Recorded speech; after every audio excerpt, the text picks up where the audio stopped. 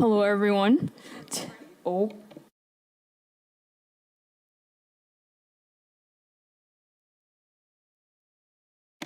Hello, everyone. Welcome to the City of Revere Human Rights Commission for monthly meeting for October 5th, 2023.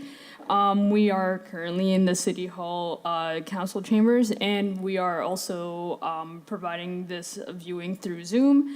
And I'm here calling the meeting to order. First, we're gonna go for the roll call of commissioners. We're gonna start with Attorney Molly McGee. Here. Dr. Garcia. Here. Chief Bright. Here. Chief Callahan is not present with us right now. And Reverend Bogerman will not be able to make it to today's meeting. Commissioner Karu Pitch. Present. Sheriff Shama Hosseini is, of course, present. And, of course, HRC Director Claudia Correa. Present. Right. Before moving on to the approval of the minutes, I would just like to make a land acknowledgement of the land that we are here today. We are in the land of the Pawtucket, and this is obviously going to be in relation to the conversations that we're going to have later on today. And we, of course, invite and extend this invite to anyone who's part of the First Peoples Nations or Indigenous peoples here in Revere to join our conversation here today, whether it be in person, well, not anymore, or spectate us through Zoom. For the approval of the minutes from the September 7th monthly meeting, can I please have someone to make a motion to approve the minutes? Make a motion to approve the minute. I second it. Thank you very much. Moving on to the monthly acknowledgements. October is a very, very festive month, so we have a lot of things going on. For those who don't already know, today was the Egyptian flag raising, so for those who went, I hope you enjoyed that event. Tomorrow is October 6th, is the German American Heritage Day. October 9th is known as Columbus Day, but is nationally recognized as Indigenous Peoples Day. October 10th is World Mental Health Day. October 11th is National Coming Out Day. Raising the flag of Italy is on October 12th, so make sure to go to that event as well. October 14th is Friday night at the Revere at the Romney Marsh Academy, and is also Revere Fire Prevention Day. October 7th is the International Day for the Eradication of Poverty and the birth of Bahu'u'llah. For those who know about this holiday, I hope I am pronouncing it correctly, but it is supposed to be a day to represent hope and joy in the welcoming of the spring season, I believe.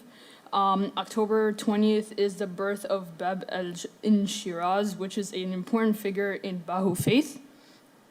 October 22nd is International Stuttering Awareness Day. October 26th is Open Mic Night at the Revere Public Library, so please make sure to check that out as well. And October 31st is both Halloween and Samhain, which, if I'm pronouncing that correctly, which is a Gaelic festival marking the end of the harvest season. Just to kind of introduce what we're going to be doing for the rest of the meeting. Chair Hosseini, yes. Can I also add one more for the... I apologize for that. Does anyone have any other events or acknowledgements that want to be made for the month of October? Go ahead. So I also want to add that October is a National Domestic Violence Awareness Month as well.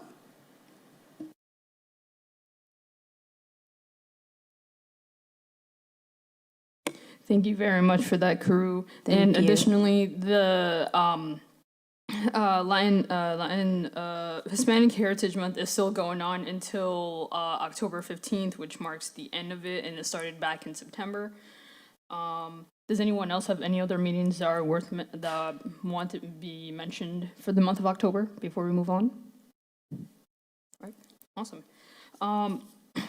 before we get into the circle conversations, our host for today's circle, Strong Oak, wants us to present a video before we start. Whenever Revere TV is ready.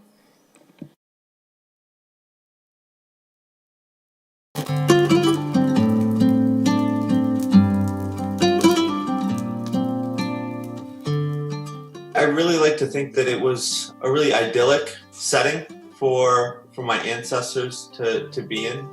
They did live very much in tune with nature. They took what nature gave and lived by the water in the summer, and they moved further inland in the winter. And they also as well had a very structured form of government. And they had a structure of government that worked very well for them.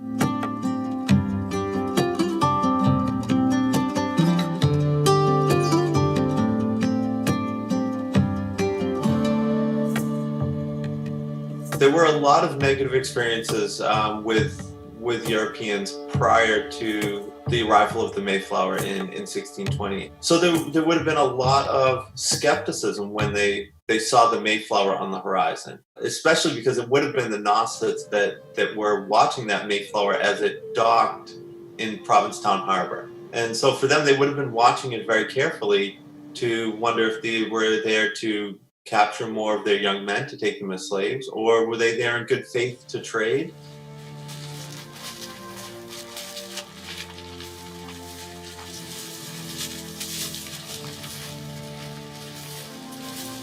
Our Panice have been talking, and they say that the ship is like no other to come here before. They haven't cast any nets, shown no kettles, coats, or any sign of our missing men. They didn't come here to fish or trade. They didn't come here like the thieves and stole our men. These are armed men, and they bring their women and children. But probably would have been most shocking would have been the first washing. So that was the first washing was the first point when women and children stepped off of the boat. Now, I am very confident in saying that my ancestors would have been watching that very carefully. And they would have seen women and children for the first time step off of the boat and start washing their clothes. They've never seen, in the, decades prior to that, ever saw a woman or a child that was European. And so that was the first time. And they would have been watching very carefully, trying to figure out what was going on. At last!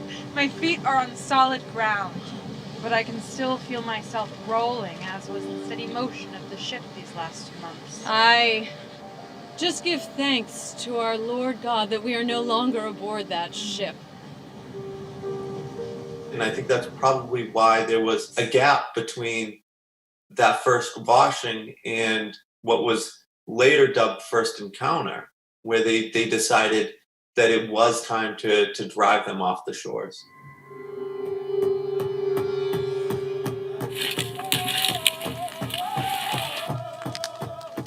They may not be the same as those who have stolen our men or brought sickness, but why do chase us through the forest, banging on their chests like a pack of turtles?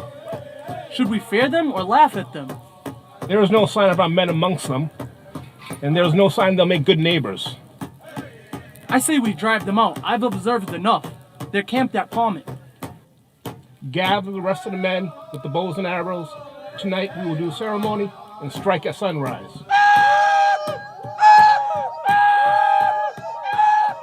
Obviously, the Pilgrims looked at it as an act of God that came through and allowed that village to be abandoned and wiped out due to the plague that had ripped through from 1616 to 1619. Obviously, we don't look at that as an act of God, but more as a really dark point in the history of our people. There's estimates that 70 to 80% of the Wampanoag Nation died during 1616 to 1619. We had conflicts going on with our neighboring tribes as well, who now were looking at us as vulnerable and could expand their territory. So we had all of those things happening at that same point when the Pilgrims arrived. And I don't think that had those situations happened that in 1620 the Pilgrims would have arrived on our shores and they would have been welcome. Our ancestors needed support, they needed an ally. So we make that assumption that that is the backdrop to that moment between the Pilgrims and the Wampanoag, because at that point, the Pilgrims needed support. They were sick, they were hungry, they were cold, they were not in Virginia where they intended to be. And the Wampanoags, in the same respect, were depleted in our numbers and our resources, and we were being attacked by our neighbors. So you had two groups that needed each other at that particular moment in time in history. The minute that the Europeans no longer needed that alliance, it quickly broke down. Once that need on the European side had broken down, and once their new need was to expand their land base for their cattle, for their farms, it required them to further encroach on the land of the Wampanoags. And that's where you really started to see some conflicts and ultimately the King Philip's War.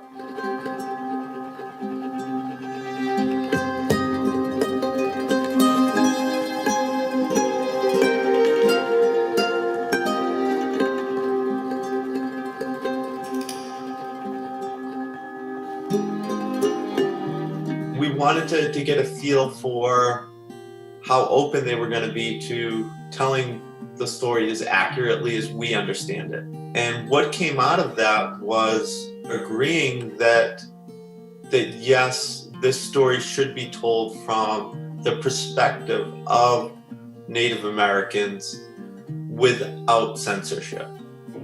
And that to us was a very telling moment in how this event was going to unfold. It told us that everybody involved was committed to getting the history as accurate and correct as possible.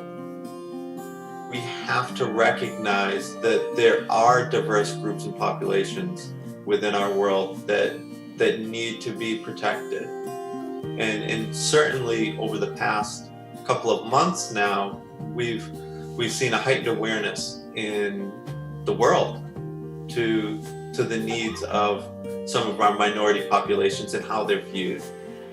And so we look at the work that we're doing now to get the history correct. And while yes, this happened 400 years ago, we've constantly seen it as vitally important to understand why certain groups and populations continue to struggle today.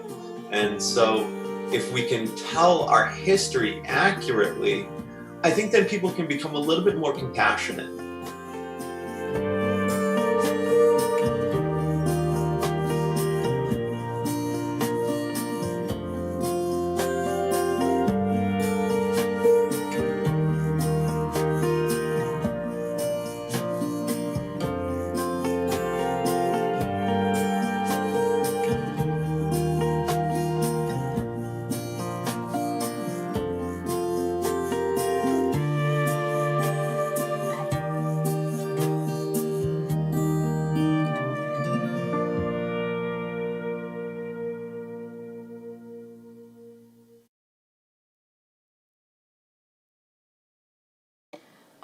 I just want to give thanks to Strongos.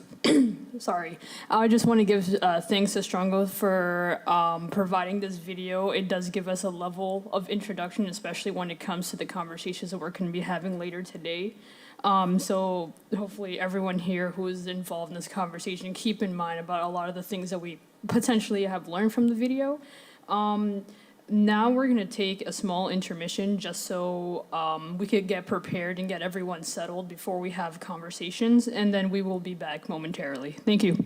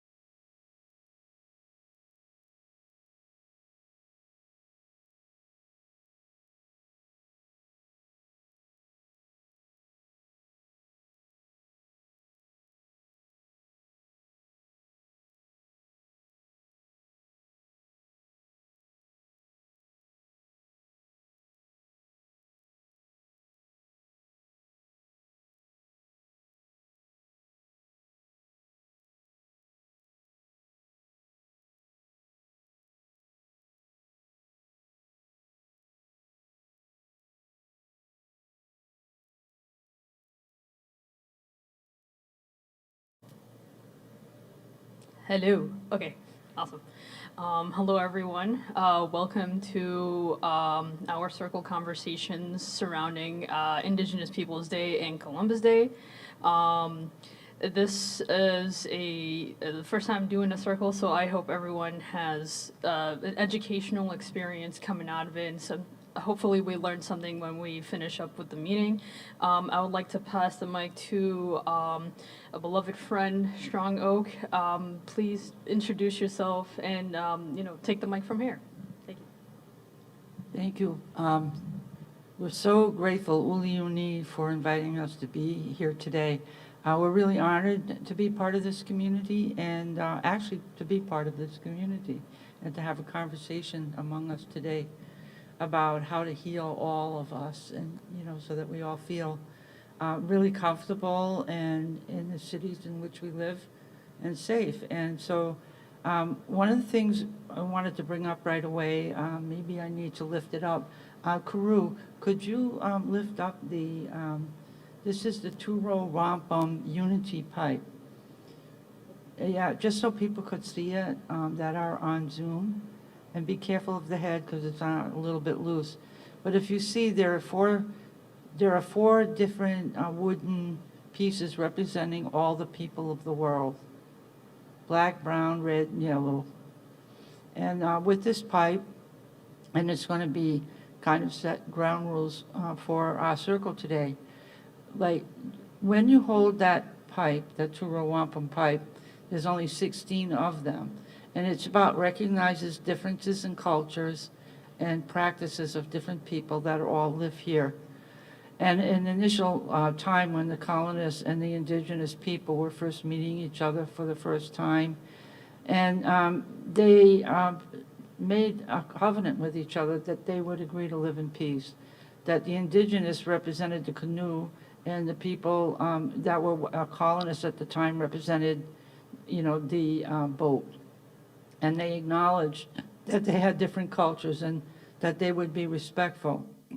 And just a couple of weeks ago, we went to the Shakamoxet powwow in Pennsylvania, where William Penn had gotten a tract of land from England when they were beginning to set up the governance of the governance we live under today, an agreement with the Lenape that they said if you met, because this was a Christian community and a indigenous community, and so that's the way they framed it there. But there's way more diverse religious and spiritual pathways that we have now here. But then this was what it was in that area. So they said if you, right in the covenant, it said if you run into a Christian person and they speak badly about the indigenous, you say, I know the indigenous, and what you're saying is not true about them. They use the word false in the covenant. And then if you were an indigenous person and you heard bad things about Christians, that you would similarly say, I know, Christians, and what you're saying is not true about them. And they had a bond of brotherhood. And then it got broken, like so many treaties did, and now it's being recovered. There's a unity among indigenous people here going on today. So in the spirit of that, in terms of the circle, we pass the circle sunwise around, so I will be passing. And then we will go around and we each have a chance to speak. We could pass if we like. And what we don't do is criticize, judge, call out. We sit and listen to each story. Basically, what's important is to listen without thinking of what to say. That's hard in our culture to do that. And, shut off your mind and listen fully to what someone's saying so that you could repeat it back and you understand what it is being said, even if you don't agree with it, that you understand what they're saying. Because what that person is sharing with you is the sacredness of their heart and their truth. And if we respect that with each other, it's not about agreeing or disagreeing. It's about seeing each other and respecting each other as human beings who grew up with different stories about how to behave in the world that we were told by our families and by our peers and people we have met and our family and friends that shape and socialize us into what is expected of us.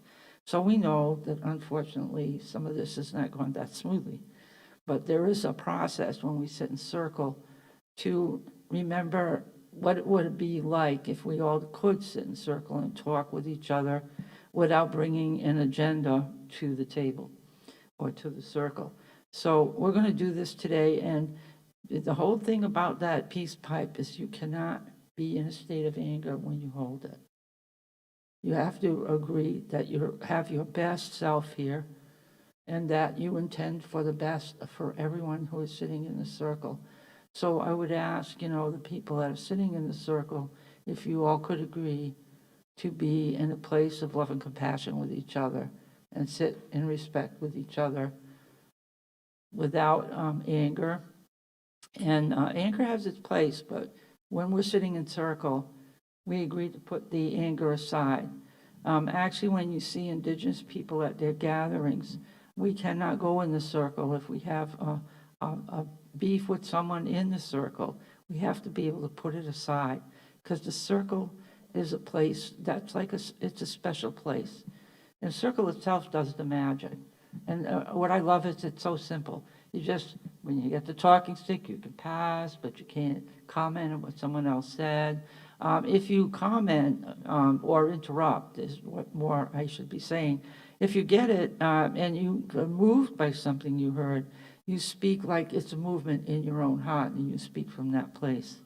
So that's not an approval or an agreement or anything like that. What it is, I share in me. I share that feeling. I have those feelings. And if you have some other feeling, you share. So I'm going to begin the circle today just, to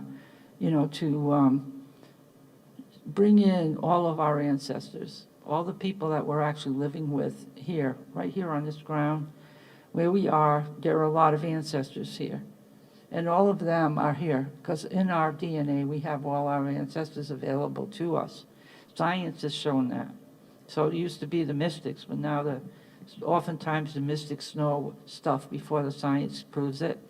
And actually science has proved that every time we have a conversation, even if we're trying to measure an atom, the atom knows we're looking at it, so it changes. So everything is a relationship. So what we want to do is to have good relations.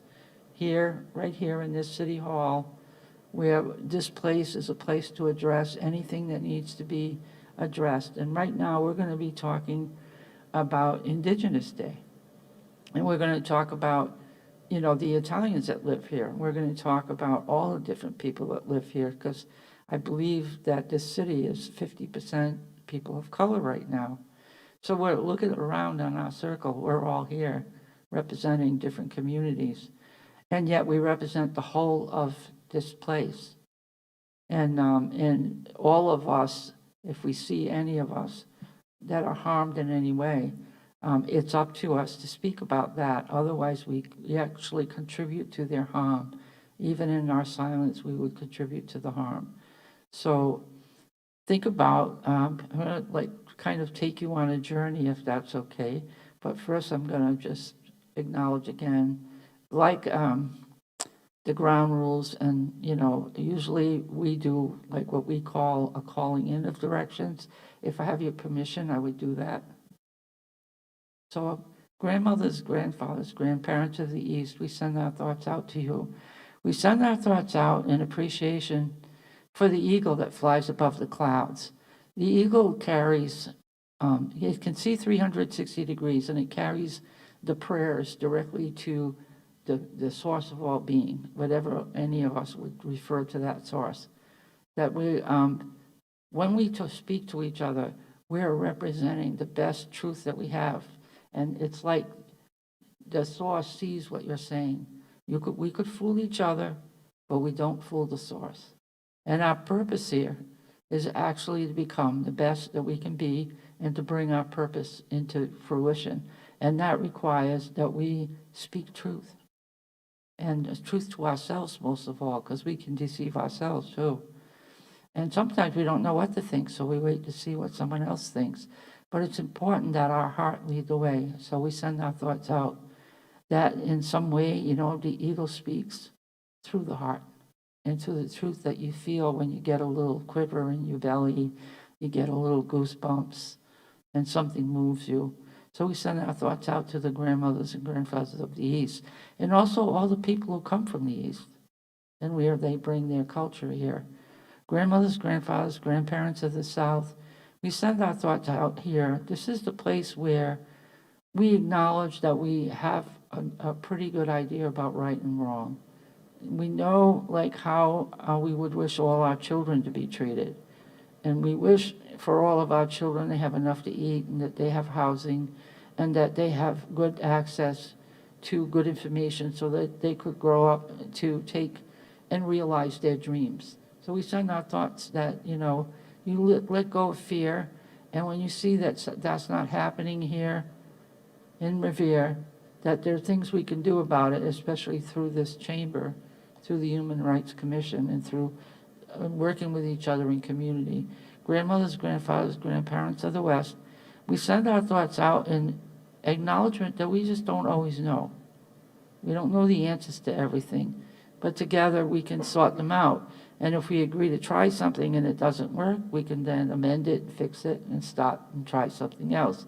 Lots of things come through trial and error, and you'll let in those little inspirations that come in the middle of the night while you're dreaming. And sometimes, you know, you bring your work into your dream space, and then when you come to work, you say, hey, I have an idea, and, you know, something that needs to be addressed. So we invite like that unknown, and that unknown that could come up in the circle. Grandmothers, grandfathers, grandparents of the North, we acknowledge all of our ancestors and the ground and Mother Earth on which we stand that provides for all our needs. It provides us with all the food, it provides us with land, it provides us with resources.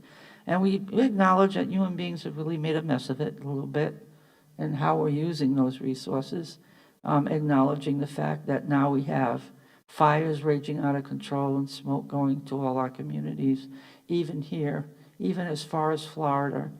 There are people, you know, in Canada that have raging fires, and it's coming this way, the air. It travels on the winds. So we need to watch for all of our elders and people with, you know, compromised respiratory systems. And that means that we look to all the things that are polluting in the area that we, you know, the buses and whatever is going on to reduce that. So we send our thoughts out, and then when we look at the indigenous people who were here for thousands of years without polluting anything, it's important to say, well, what were they doing? How are they doing that? How did this get messed up? And to think about now that we're all here together, it starts with looking at our history, how it started, and then where we are today. So this represents the indigenous, this is the prophecy, the eagle and the condor say that we're going to make this happen. It's going to happen. That all the cultures are going to come together, all the indigenous cultures, and I include a lot of people of color in the indigenous, and then the colonized white culture, that all becomes united, and it's possible. And so we're going to talk about that possibility in reference to the day. Like what would it mean, you know, to have an Indigenous Day and also a way to honor all the different cultures here, including Italians or anyone, Puerto Rican, anyone who's here, that they have a day of celebration, you know, and that's a day. So the Indigenous Day, I'll just begin the conversation with the fact that the Indigenous Day, the problem with it is that there was a genocide and there was a very violent history here. And I'm going to take you back so you can feel it for yourself. So I'm going to do that now. We're going to have a little journey in our minds. And then we'll have the talking stick go around. So I want you to close your eyes and imagine that you were here at the very beginning. You were living with each other. There was plenty of housing, plenty of food. There was plenty of greens and medicine. There were plenty of animals. And that when you got up in the morning, everyone spoke your language. Everyone was someone you knew, was a relative. And that you had intergenerational contact with each other that went back like thousands of years, maybe 12,000 years, and you just kept coming and having the same people, and having the same celebrations, and no one owned your time.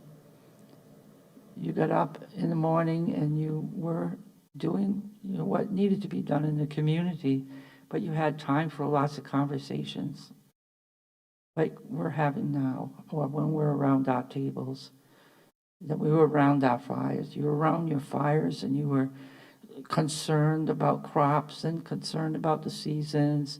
You were growing food, squash and, beans and corn, and you were hunting, and there was just so much fish and clams and quahogs, and you just were in community with each other, naming each other, watching the children, figuring out who are these children and who are they called? How did you get your name? And then one day, you see this big boat coming across the water, and you've never seen anything like it before. So it's a little scary and unnerving, trying to figure out what is this? And what is this about? How can they be on the water in such a huge ship? And then you see the boat come closer and closer, and you're kind of behind the trees, peeking at it, wondering. And then you see people come on the shore, and you see people with different color skin coming, women and children, and they're washing their clothes in these big tubs. You've never seen these tubs either. It's, usually you just wash your own clothes using rocks and, and also, right next to the water. But these tubs are not something you've seen before. So who are these ones? And are they staying? Are they just visiting? What's going on? And so you don't necessarily want to talk with them right away. You just kind of want to see where they're going. And then you see that they're staying in the village that was abandoned a long time ago, when some other people came that only men. But this time you see women and children for the first time. And now here they are.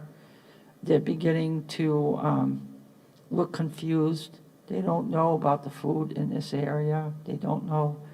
They didn't expect to come to such a cold climate. And so you begin to slowly have a conversation, but think about it. How are you talking? You can't talk with, there's no words you can share, so you begin to make all these gestures, trying to communicate. You're trying to, make yourself understood and trying to figure out what they're thinking and who they are. And so people would have to struggle a lot to try to talk at that time. And then after a while, you realize that they're staying. And you begin to try to get along. As the first people did try to get along, because they didn't have a lot of knowledge about the land and how to be here and how to do the food. And then they noticed that a lot of the food wasn't food they ate from where they came. So they needed the people that were already here to show them where to look for the food, how to hunt for the food, how to keep themselves warm in the winter. So for a while, I think maybe 50 years or so, people are kind of working together in a good way because they need each other. And a lot of the people, indigenous people, mysteriously, died because of an infection that the men had brought from previous delegations, but those people had not stayed here. But now we were all trying to get along. And while it suited our needs, which is often kind of what happens among most people, when you need each other, you get along pretty well. But then many, many, many more of the light-skinned people were coming, and they needed more space. And now you're looking, oh my God, they're taking away all of where we live. They're moving us, and they're beginning to move us into these villages, and they're imposing their particular way of spiritually being connected with the source upon us. And so and we're trying to get along. We're trying to figure out what's going on. How is it that we've been in peace for so long and now everything is up in the air? And now, people are taking in more space, and now there's wars being talked about and violence, and they have these guns, and we don't have any guns. We just have some things that we use for hunting, like bows and arrows that we use for those purposes. So we're trying to get along, so we adopt some of their Christian ways, and we form these praying villages, but before long they're pushing all of you into those villages, and now you can't move like you used to. You can't move about like you once did. And still you're trying to negotiate a peace, because now the numbers are getting bigger and bigger and bigger. And pretty soon your negotiations, are falling far short.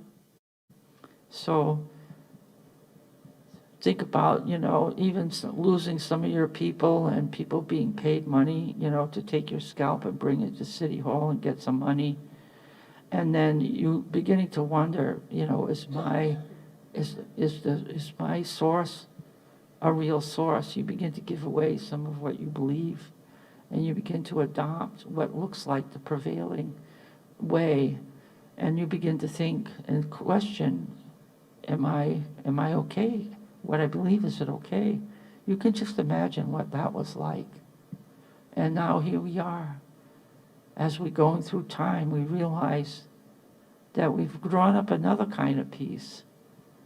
There are people living here, and now we saw, that the whole country went through a very trying time, and that people were pushed onto reservations. But where we are here in New England, we really don't have so many reservations, yet we have a number of Native peoples living here. And when we look back now, there's a recognition of the fact that there were people here. It wasn't discovered. There were a lot of people living here. Just right here in this area, there were a lot of people and a lot of families, and they went through a real hard time, especially once the Puritans came, because after the Pilgrims came the Puritans, and they were really mean compared. They did not want to negotiate with anyone. They just wanted what they wanted. And those folks are, those ways have gone by, and we're much more enlightened today, and we look at, what we know today.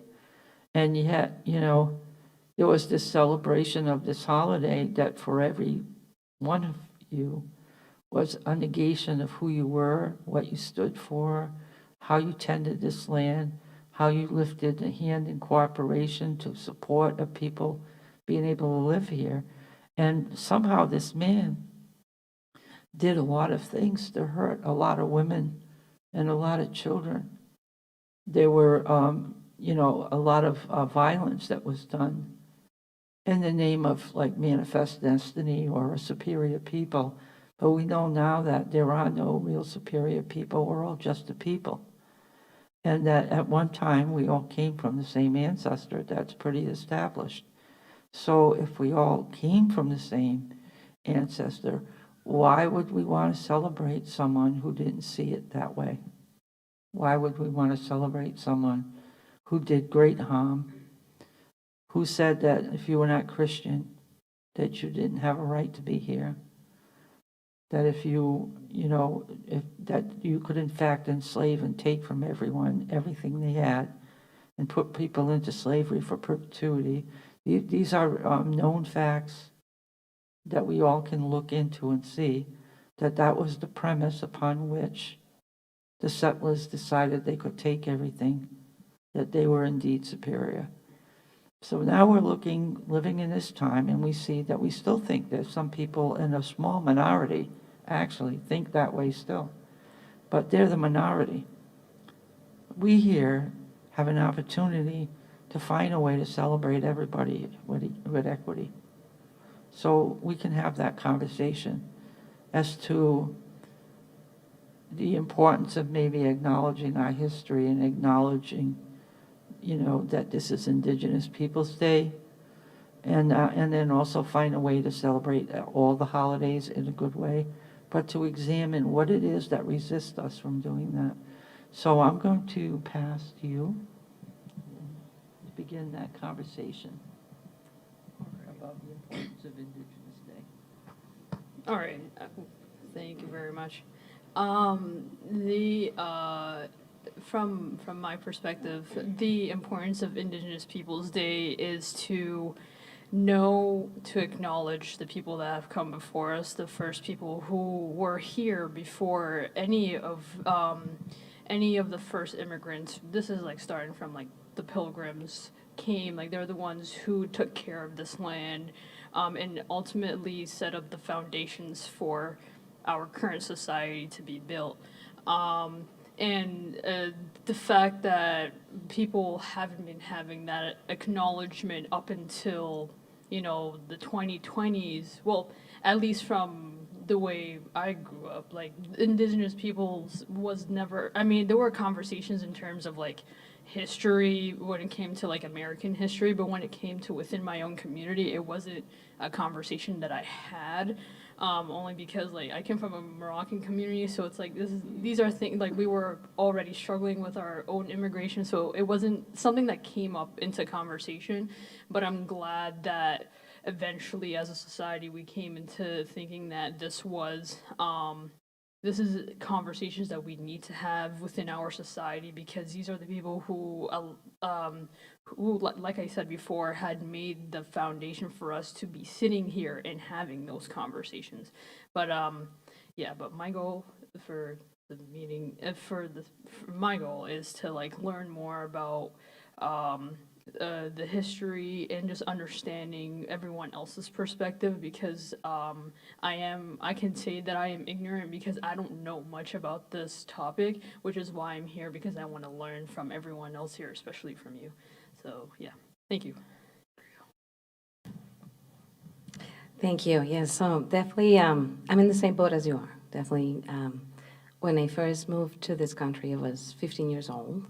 And all I knew about the foundation, indigenous people in Colombia is actually very rich. I mean, it is still recognized, and across the country in Colombia, it continues to be recognized that indigenous people laid the foundation for the country it came from. So when I first moved to the States, obviously my focus was to adapt myself to this culture, right? So definitely I missed that important piece of learning about what we are learning today and what we have been learning in the last couple of years. So it's definitely very, I'm very eager to learn and to support. Like I said, it's that's how I was raised, you know, acknowledging the contributions and laying out the foundation for countries that need to recognize and acknowledge that indigenous peoples are the ones who we need to celebrate, right? As someone that transitioned into this country trying to learn the culture, you know, we missed a lot of stuff that we should be learning, right? So I'm very glad to be here, continue to learn from leaders like yourself and everyone else in the circle today. Thank you. Thank you. Like most people who grew up in my era, I mean, we were taught certain things in school, you know, indoctrinated a certain way. And, you know, as a Caucasian person, never really gave it much thought, I think, until probably when I got, you know, into my college years, maybe.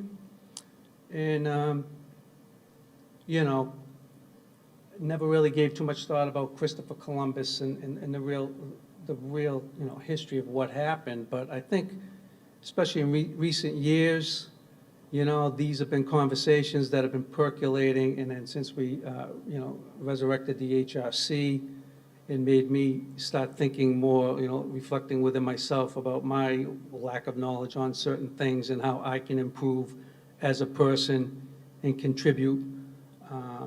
You know, and trying to work on that.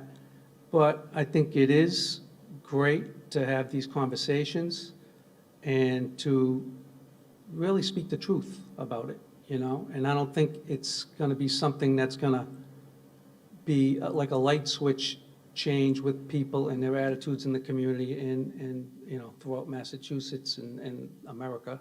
But I do think it's a process that's begun. There's no stopping it. And we're going to be moving forward to improve and get better and be more inclusive and to give Indigenous people their recognition and their due. And there's certainly space for everybody, to celebrate everybody. And that's what this country's supposed to be all about.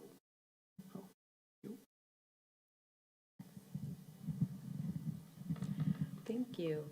So what Indigenous Peoples Day means or why it's important, I have dedicated my life to being an immigration attorney. And I like to think about my job as it relates to the principles and values of our country as I kind of greet people as they come here, or I'm often one of the first people that they might meet. I might be like an ambassador to the United States for some people. So thinking about the values of diversity and welcoming that I think are the founding since we look back to Indigenous people. And then we attempted in forming this country, the United States of America, to instill those values to present day.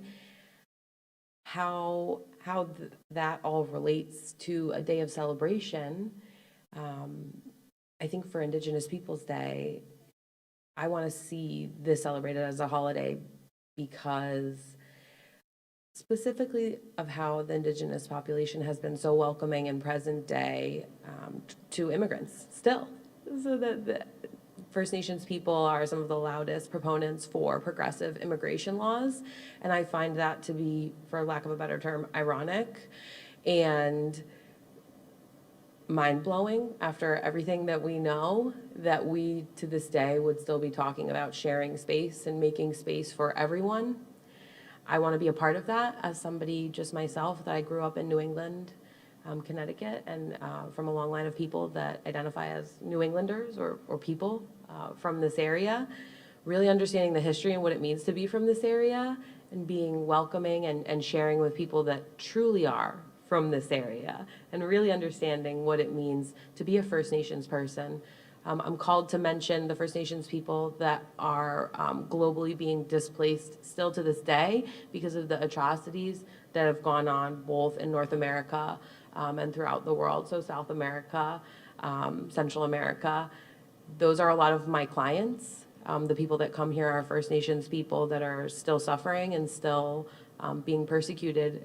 And the knowledge of that being shared with people here is the first step. The more you know, the better we are to move forward together. Thank you. I just want to share that I'm here because I'm always willing to learn. One thing as human beings is we always need to learn and accept people. That's one thing to be here in America. We need to accept people and learn. Not everybody knows everything. I, for one person, know I don't know everything. So this is a great opportunity to learn about it. Everybody needs to have an open mind. If you don't have an open mind, society is not going to be able to move forward. So that's my aspect on it, and I'm really happy to be here for that, to learn some things that I didn't know about. Everybody thinks that they may know things, but they don't, and there's so many people have stereotypical beliefs, and you know, I come from my first generation Italian here, so you know, I know what it is to have some issues, but you know, not the issues that you have been going through. But everybody needs to have an open mind and be willing to learn.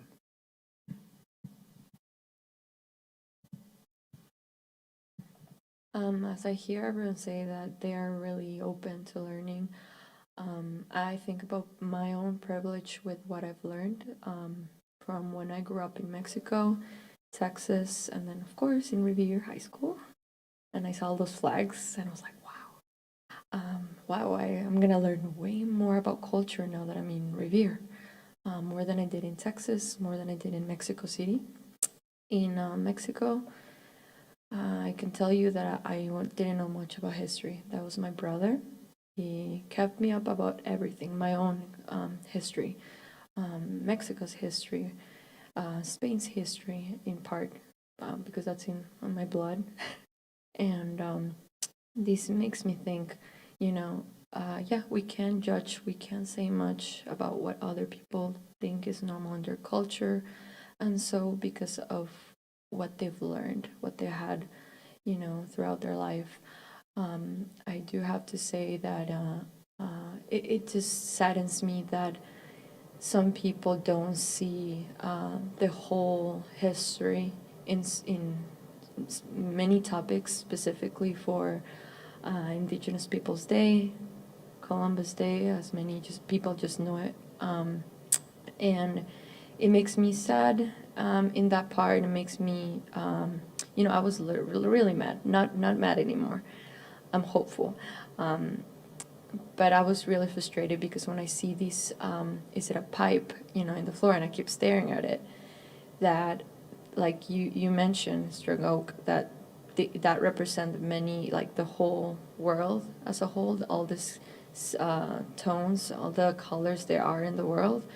Many people just see one pipe as one color, and to that, me, of course, that frustrates me. But there's ways for us to, talk about this, spread some information, spread love in different areas. And for these days, I'm glad that you came here. I'm glad that we can all talk about it, and I hope many people in Revere and other communities open up, if we make some events like this, to go and learn more. Thank you. For me, Indigenous Day is a celebration and honor first to our ancestors of the land that birthed us and the land that we're standing in. And for me as well is to be more inclusive, because I moved here when I was 15 years old as well, just like Claudia. We went to high school together, and it was a whole new world for us, at least for me at that time. And even among Latinos, we speak the language, but we have different cultures, and we don't know, and we need to learn it more, and we need to be celebrated a little bit more. So, and I believe we can include everybody to learn and learn from them as well. So that's what it means for me.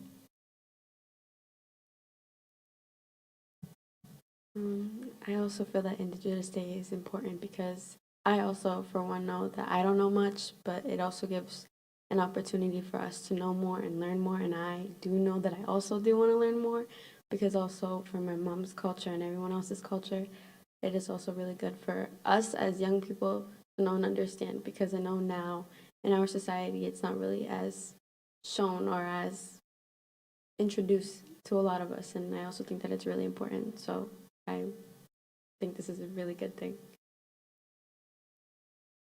Thank you. I am so honored to have a young person here sitting next to me and sitting amongst us. Thank you for joining us. And I also want to appreciate and acknowledge and uplifting Strung Oak, who is driving back for like 2 hours. Thank you so much for being here and hosting the circle with us. So I think for me, Indigenous Peoples Day is so important. It's a history that we all need to learn. As an immigrant myself, landing in this country, I did not know much. And then along the way, I learned so much about the land of America, the land and who belong to the land and who has an ownership of the land. And these history are not taught in a public school. We only learn a very, very minimal history and other history. In terms of the history of the First Nation are not taught. And I hope that it will be taught in public school in the future. And I also appreciate the land that I'm on right now. I appreciate the ancestor of the indigenous people and also the Black people who's been kind of paving the way for me as new immigrants to be here. Also, I want to acknowledge that it's so important for me to celebrate and then also to acknowledge that the lives has been lost to the genocide. And I want to learn from this. I'm a US citizen. I'm part of the history now. And I want to make sure that as a citizen of the United States of America, I do not want to repeat. I don't want to teach my kid to repeat the same mistake we have made as an immigrant coming to this land, right? It's like, I want to make sure that I welcome the newcomer just like the native, like the First Nation have welcomed everyone, that we're not going to oppress and discriminate against the people who are landed here, who is new to this land. So I want to keep that spirit, and thank you so much for welcoming all the immigrants and the newcomers to this land. And everyone who comes here seek freedoms, right? So I am honored to be sitting here with so many people that have come from many, many different cultures, ethnic backgrounds, food, languages, and all of that. It's like differences is rich. It's not a deficit. Thank you. Thank you. Hello, my name is Samaya. Being that I was born and raised here, and also ended up studying a lot of things that we've kind of intersect with everything that everyone has talked about, from international relations to like climate change and stuff. Most of what you've kind of touched on is stuff that kind of haunts my brain a lot, especially being that I was born and raised here. So I feel like I'm very much a part of everything. And then also the fact that I've organized here locally, like in the community for almost 8 years now, I've always felt like super familiar with what I knew was in some way some sort of a legacy of colonialism here, whether we're talking about like immigration or whether we're talking about gentrification, like actively displacing members of our community that happen to be Black and brown. Like I've always known that and instinctively felt like this is not isolated. This is not something new. So I feel super honored and happy to be here today so that we can talk about kind of like, see like the root of everything. Like where did all of this begin? And I'm also just happy to be here to like be here with an open mind and hear about how people that have done this way before, I've been a part of this community, or people that I know have been here, just to learn like how have you gone through this? How have you survived? Like hear about like resiliency and understand that there's still hope, because I think sometimes we lack a lot of that if you've been in this community and seen enough things. So thank you.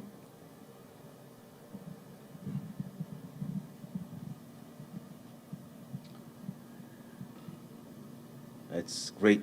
It's great to be here with all of you. Just sitting here, I'm doing some self-reflection. We have a nice circle here, so with so many people expressing different views and perspectives, and those perspectives and views are part of diversity, because we all bring some kind of experience from our upbringings, the ways in which we grew up, the information we have been exposed to, and it's just so great to hear all these experiences and viewpoints that people have expressed. I also want to acknowledge Strong Oak. It's like that you're part of Revere now. So this is the second or third time actually that you've been here with us. You are a woman of a lot of wisdom, and I am humble. I have the sense of humility really to be here and to learn from you. There's an event that I attended last year with you. It was in Springfield. It was an eye-opener for me. It was transformative, just thinking about the suffering and the humiliation that a lot of Native Americans have gone through, and the stories that they told us about ways in which they live their lives, the way they were treated, the land that was robbed for them, with such a impact and authenticity that I've never seen. So I just want to be very appreciative of all of you, browns, black, people with some indigenous, ancestors, and us coming together and try to do things that will really educate the community that we have. Revere is no longer the monolithic,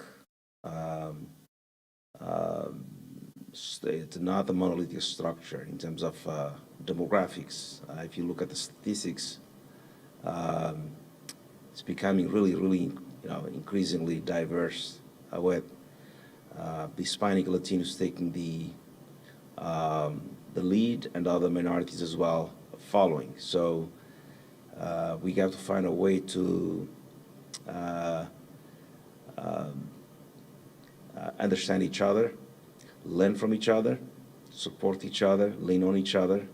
That's the only way a community moves forward. There's no other way. It's not about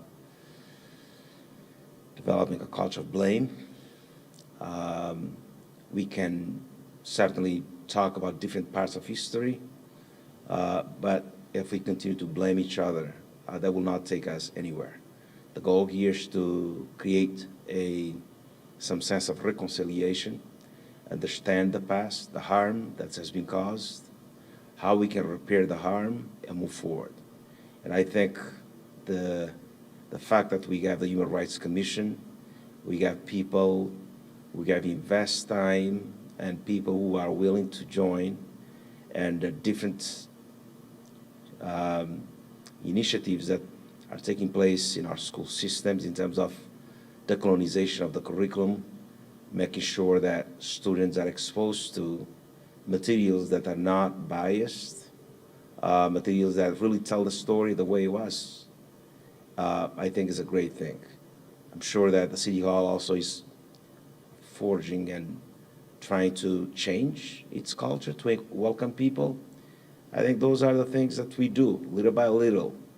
An initiative here, an initiative there, that will, in due time, that will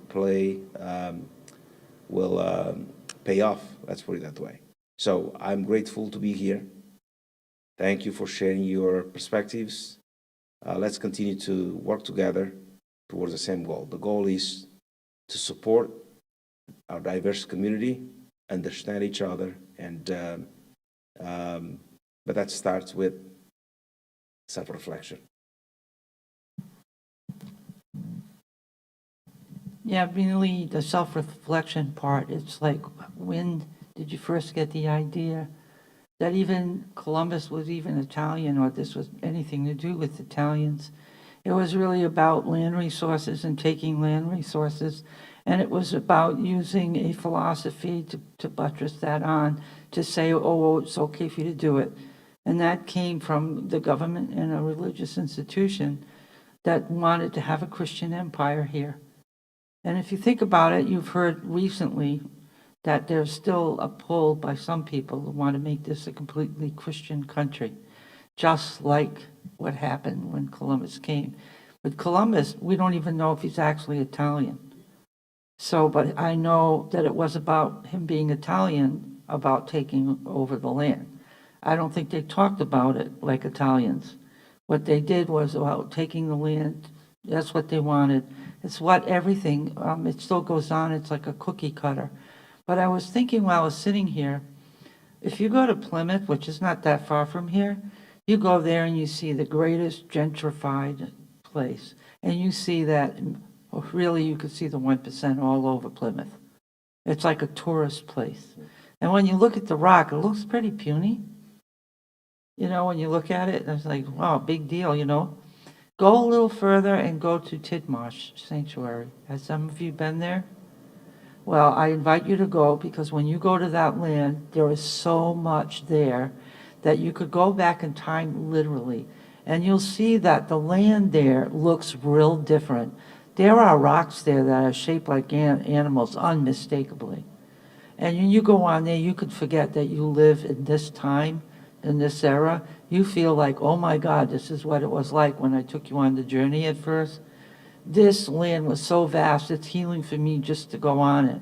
I mean, it's being turned over in trust now, and they're taking away all of the things that were man-made, like there was a man-made pond, and putting in that man-made pond killed off a lot of the environment there. The herring couldn't make their journey.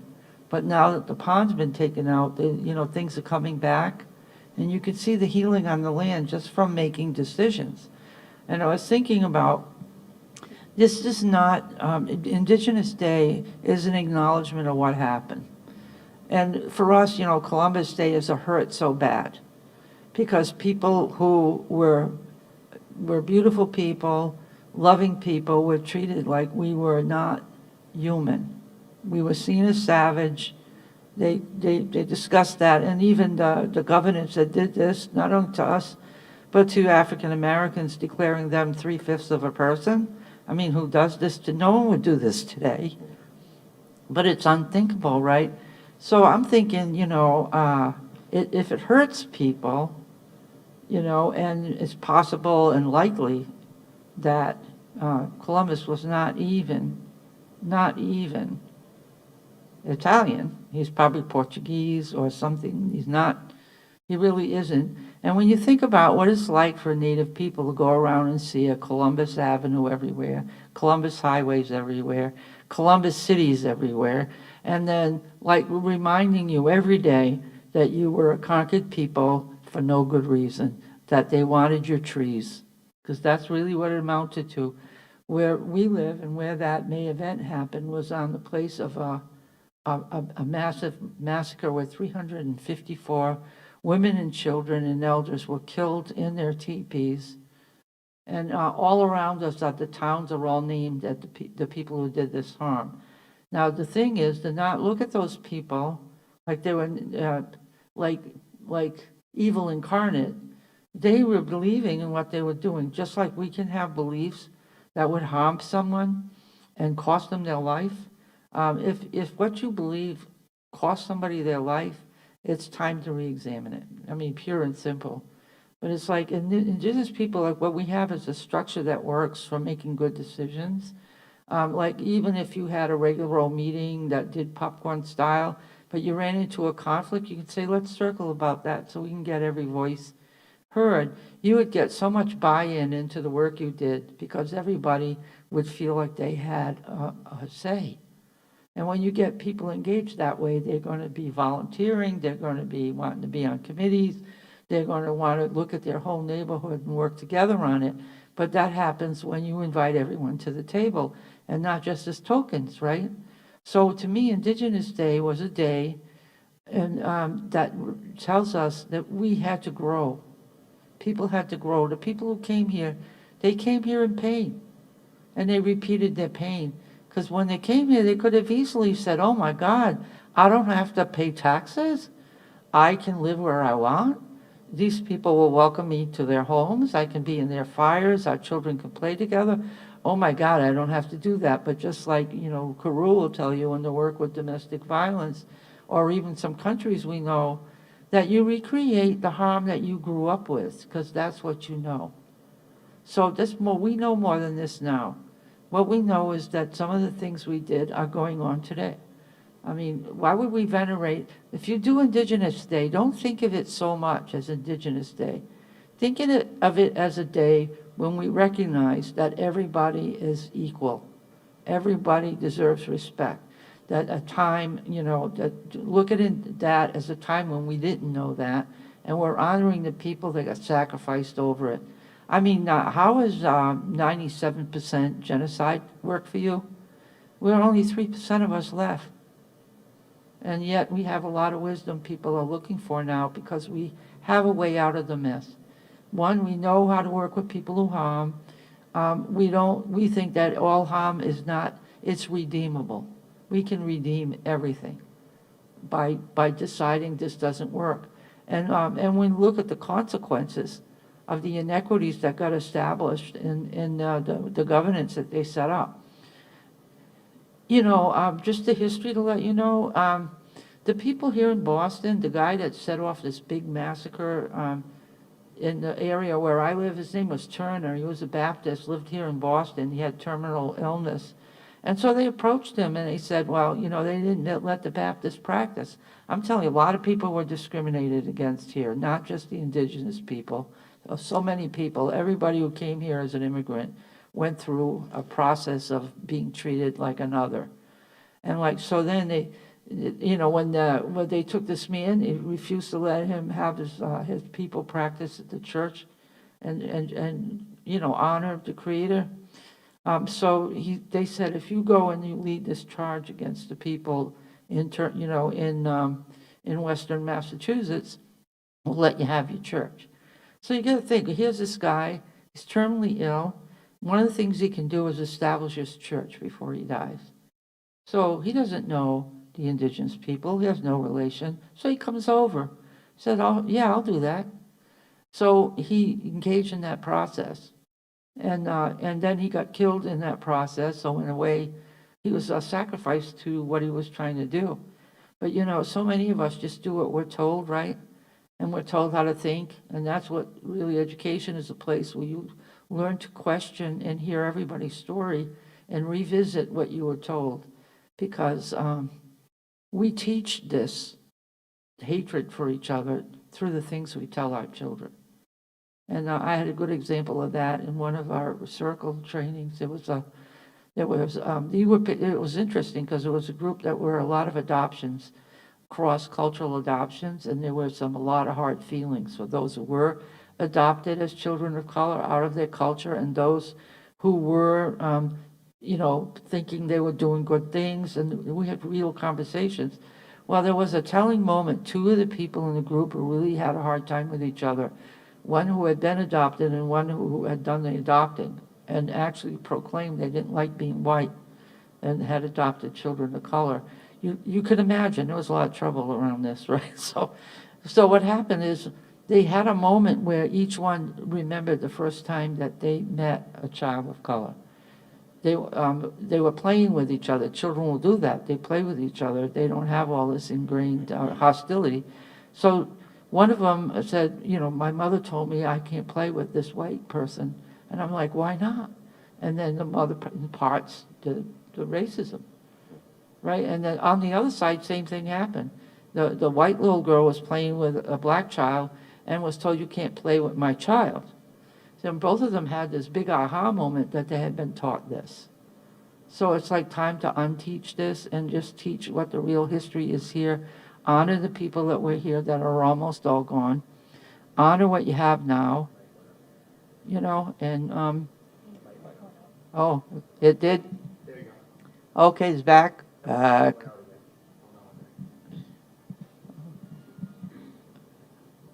Hello? Back on? Okay, good. So when you think about these things, we got taught them often very young, and we can undo all that by teaching different things to the children. And it starts in the home and then it goes into the school. And when we talk about indigenous people and you say, why is it important to have that day? It's important to honor what happened. And that now there are all these interest in history, it's all going on, and that there's a welcoming, and you saw like in the film where people were building a new wampum belt, a new unity. And that's what this is. And when I did my 4th year Sundance, this past year, when I went to South Dakota, there was somebody, a return of an ancient 100-year-old pipe bag, and it had a white person and a native person shaking hands. And then there were the horses and the journey to get there, and the pipe was old, and the elders were just thrilled to get it back. And this really wealthy white man had it, and he had returned it before. And then suddenly he thought he could get a lot of money for it, so he came to take it back. So the native peoples in their wisdom said, well, he's not through learning from this bag yet. So he said, go ahead and take it. Because they knew that bag was not going to let itself get sold. Because we've been disavowed from all of the things that are really sacred around us. We take for granted. We see them all as objects. Too bad because they're alive. That bag was alive. And so the people just let it go. And sure enough, it came back. He couldn't sell it. It wouldn't get sold. And there are a lot of things like that in our life. And it's, some might call it magic, but it isn't.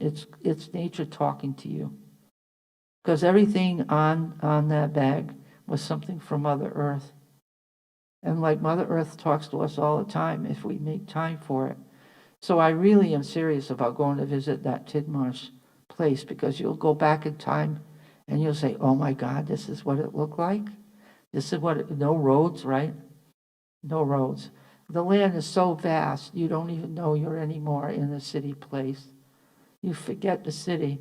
People go there for peace. Bringing children there, and the stones will talk to you. I went right to the stone. I didn't know anything about its history. I went for the first time, and I just got called to the stone, and I started to sing to it. And it was singing back. It was a moment. And all the people there were thrilled because you went right to the special place that we had already felt, just so you can feel it. And you can also feel what's been lost, because we need those kind of spaces. And when you look at the sidewalks and the roads that we made, right, it's like Mother Earth is constantly trying to throw them off. Like frost heaves or whatever you want to call it, we have to keep repaving it. But when you think about people lived here for 12,000 years without doing that, and then you think of all the pollution and all the things that have resulted in the climate change and the fires and the earthquakes, those are our angry minds and Mother Earth trying to heal herself. We created what we vision, we create. So what we're experiencing now, we have all collectively created, either by inaction, by causing other people suffering, by treating Mother Earth like she was nothing. Like land talks to you, and you ask the land what it wants from you is a big difference. Then you going and putting your will upon it. A whole world of control, right? Thinking you have control. And this is what indigenous people have to offer, is living a world where you are not in control. You want to ride the wave, and you want to have an excitement of not knowing where you're going. You want to live in a world where you're in relation with everything else, so you can't have control if you're not open to be changed. And that's what we're really asking for today, is reframe what this looks like. This is not about, let's face it, look up Columbus and you'll find that the facts are he was a rapist, he genocided people, he was a mean, cruel person in need of healing. And he needs healing. It's not about shame and guilt.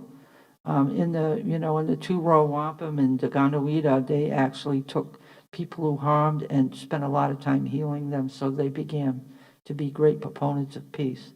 All the architect for living in peace is already there in indigenous culture. Gender equity, gender fluidity, seeing all the people as the people. We didn't name ourselves nouns. If you wanted to find me, if you looked up my name, it would mean that I was located at a particular geography. So you want to see someone, you go to the center of a river. We had a name for that. And people, the colonists just named us a noun out of that place. But this was, your relative is over there at the, northern part of the Connecticut River. We had different names, but Connecticut River was always Connecticut River, but there was the Orinoco River, and they were different names for different things. And fortunately, our names kind of live on. I know I'm trying to give you, what I wanted to give you was a human history for this. When I think about this, I think about what I lost. I went to a Quaker gathering.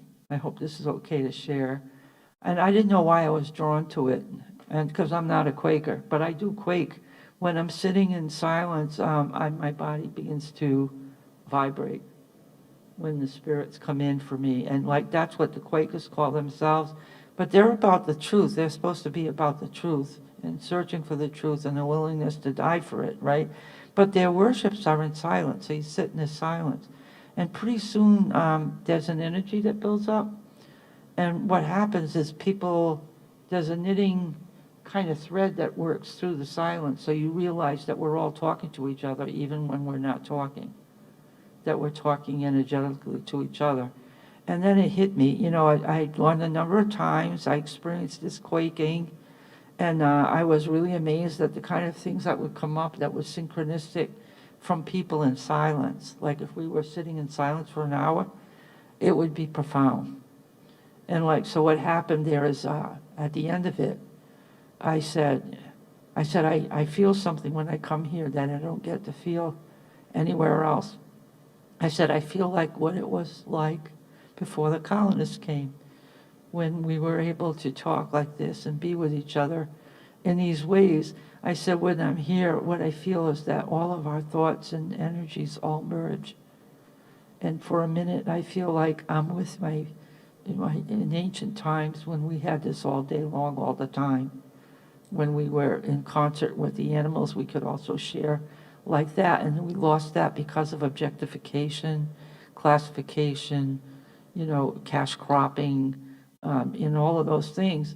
And I feel like all the different practices, and I feel people of color have this, that there's a way that you surrender and you sit in the center of this stillness. And in that stillness comes the stuff that you really can inform your life, And so when I sat there and they were all talking about this, I couldn't find my words to describe it too well. I just said, I feel like, and here we were, two cultures. I was sitting with all these Quakers and Christians. So you see, indigenous people, we see the connection in all of it. And when I go to reservations now, the Christians and the indigenous practices are practiced together because we see the worth of it all. And then you factor in what that medicine wheel says there, is that everybody has a special thing to bring, a special connection to make that maybe only they have to share because it's their lineage. So I'm thinking about Indigenous Day is about honoring lineage, not Italian or not something like that. But I would say that if there were Italians who were really feeling like you're taking away someone that's important to us, I think your being Italian is important to you. But this man who's a rapist and a murderer and a genocide technician, that is not how I see Italian culture. I have Italian relatives. I see them as loving people. I see them as also having indigenous culture, because they do. They have both Italian and indigenous. I see them as one in their hearts, right? So I would love to see an Italian Heritage Day. Personally, I'd come. I'd personally ask all my indigenous friends to come. But I'm really saying it's too hurtful for this one man who doesn't represent Italian culture, really. He's a man who did a lot of awful things. And I hope he's doing better wherever he is, but he did a lot of damage here. 90% genocide came to the Arawaks, who were kind to him, enslaved people took and told people, you could take everything from them because they don't have any weapons. Well, why would we want to put that person on all our street corners? I don't know. So anyway, I'll pass it on to you now. Thank you. I share the same opinions that that Strongo has mentioned in terms of like, why should we dedicate a day that to a person that doesn't accurately represent the Italian community? You know what I'm saying? I also grew up, like, before I moved to Revere, I also was surrounded by a lot of Italian families, especially as I came from Morocco as a kid. They really included me in their community, and like as I grew up, entering college and stuff like that, I'm just like, I don't really see the people that helped me grow up in America being associated. Ooh, the mic went off. Hello. Paula. Oh, it's back. Hello. I'd be dying. Hello. Oh, I'm good. No.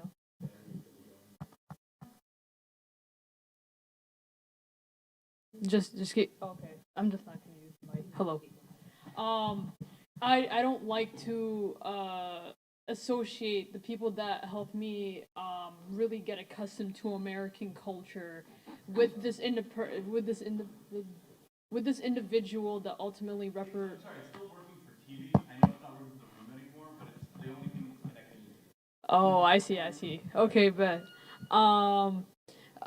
just like to repeat what I said, I don't like to see the people that helped me get accustomed to American culture and just like being a Moroccan American, be associated with someone that pillaged, raped, and killed a lot of people. You know what I'm saying? These are not the Italian Americans I know. So sometimes I question of like what, like I understand the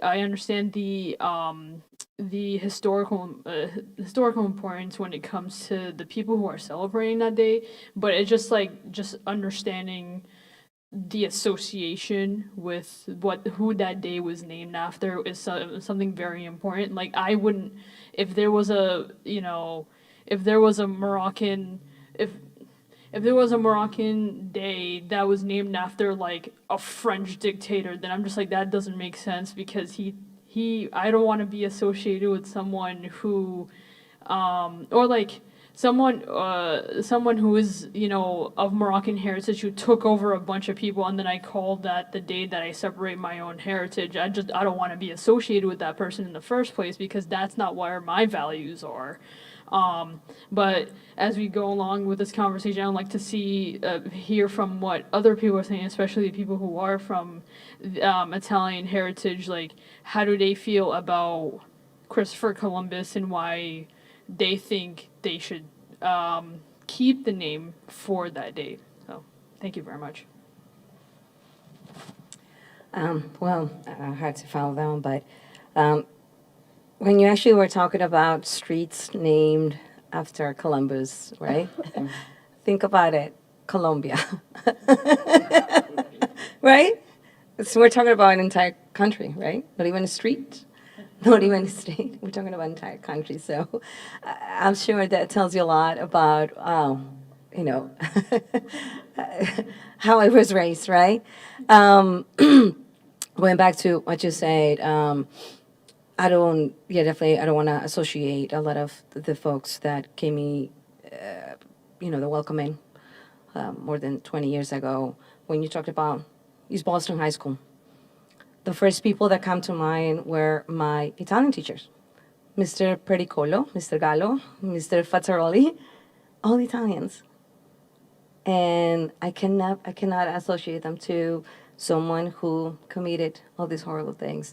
So thank you for sharing what you just shared, and I'm there with you. But it's really hard coming from Colombia, and really try to think about that, like, wow, who came with that name? But yeah, I definitely don't associate a lot of the great people that I know with someone like Columbus. But thank you for sharing. Yeah.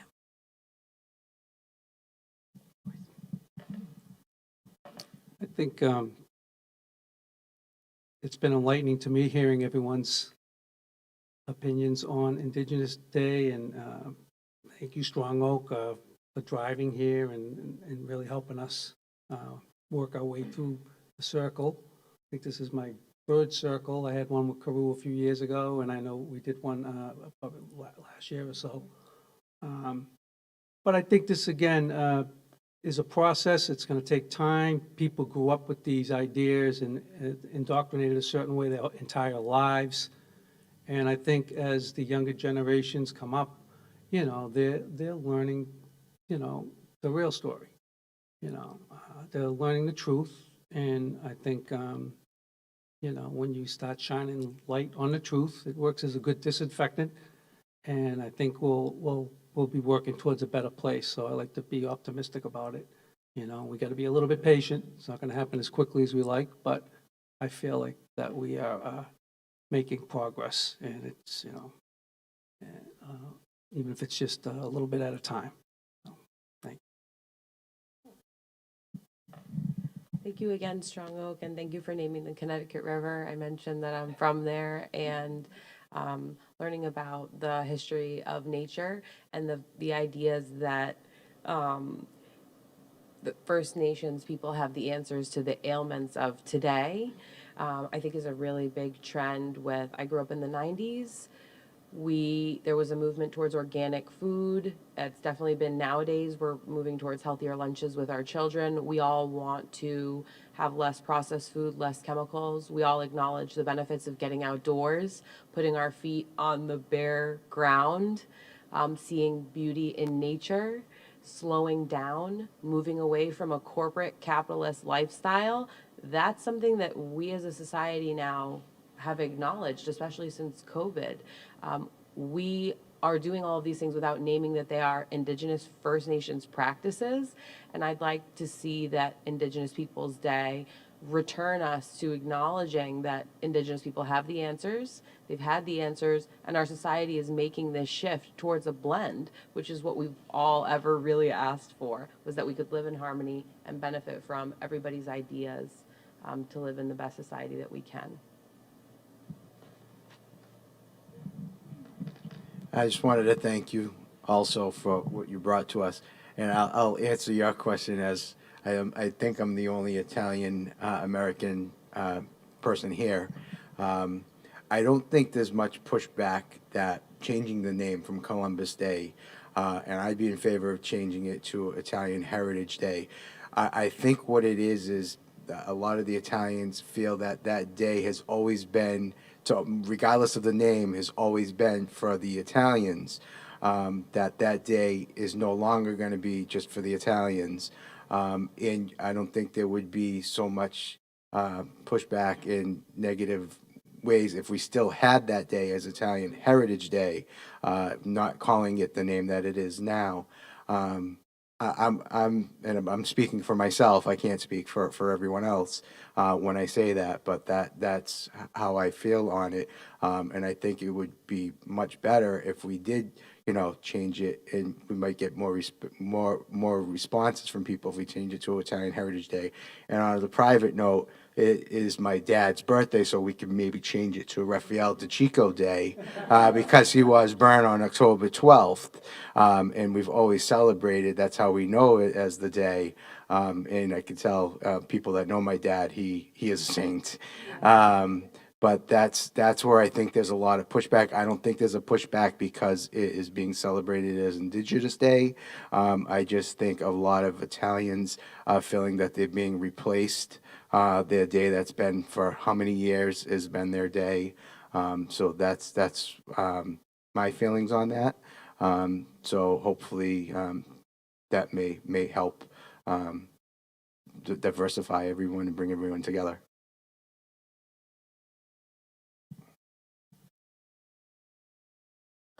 I'm thinking on a lot of things that me and my brother and other Italian Americans have talked about in the past with this topic about changing the name Columbus Day as a whole to Indigenous Peoples Day.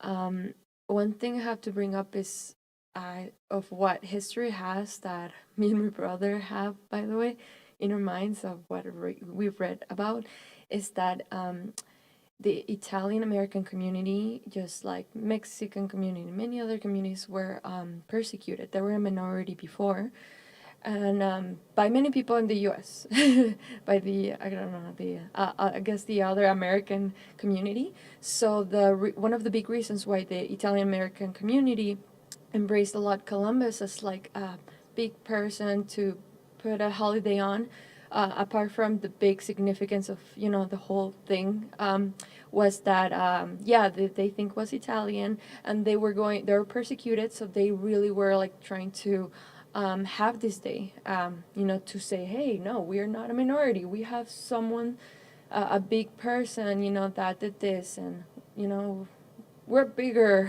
than you. And that's basically one way that it became big. I don't know how to explain it like my brother, but that's one reason. And another thing is, of what I've read, I don't know, but I think Italian Heritage Day was like starts on the 9th, but it really is on the 12th, right? So, it made me think, why do they really, I mean, many others, not Ralph, right, really stick to Columbus Day, and that's because of tradition. I mean, we love tradition. In Mexico, I remember doing the ships, and we were like doing this whole like, I don't know, parade. And it's tradition. It takes time, like many people were saying.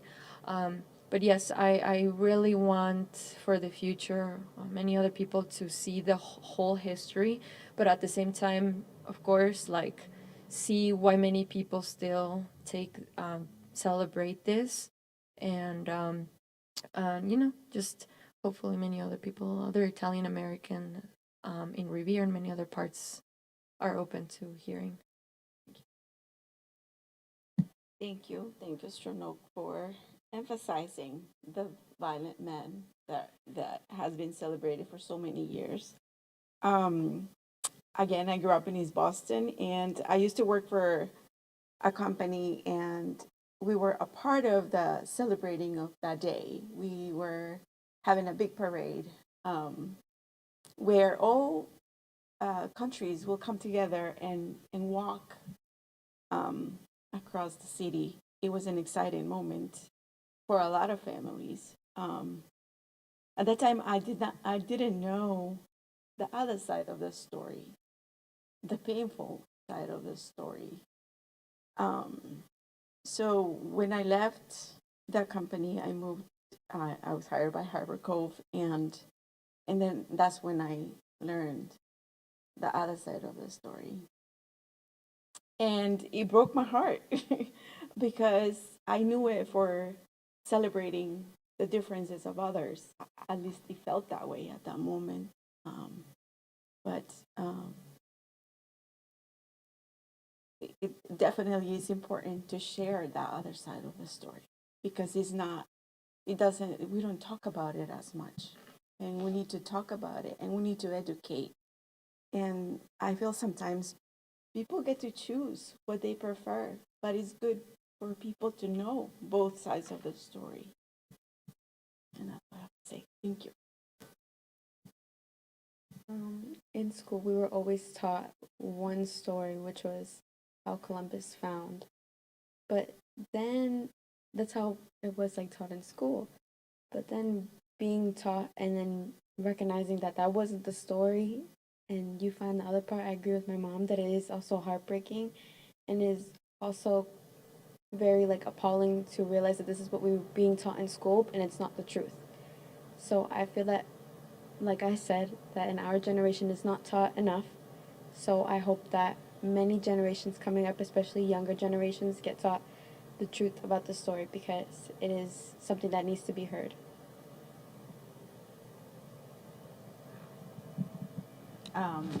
Since it's not working anymore. not going to hold it. Well, thank you, Ra, for sharing the sentiment about. Hello?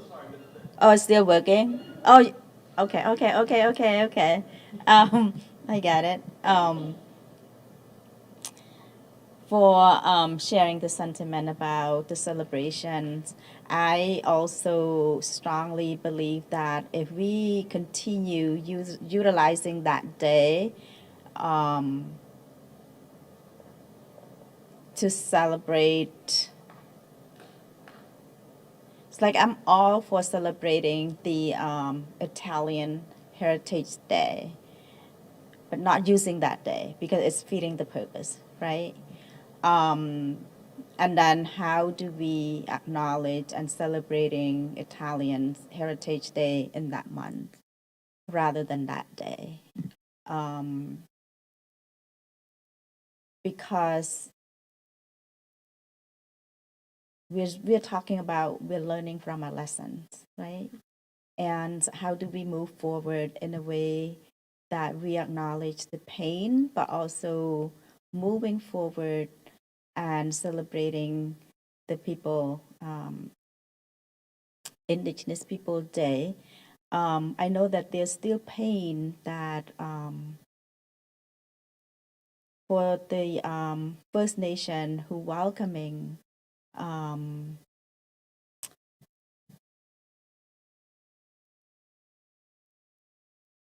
well, I'll choose better words.